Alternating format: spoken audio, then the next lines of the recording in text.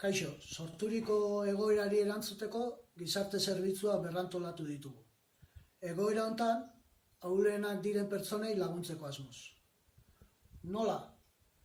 Bat, eskualdeko herriekin elkarlanean, Debako aterpetxea egokitzen ari gara inguruko etxegabeak jasotzeko.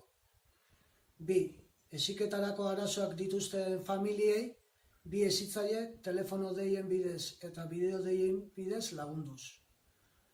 Hiru, gizarteratze teknikariaren bidez, bazterkeria arriskuan dauden familiak lagunduz.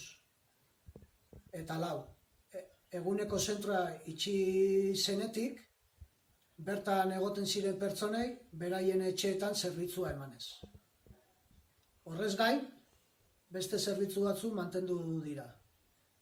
Menpekotasuna duten pertsonen etxez-etxeko laguntza zerbitzua, larrialdi egoeran dauden pertsonen diru laguntzak, eta elikagai bankuaren bidez, bi janari banaketa egin ditugu Caritasekin elkarlanean.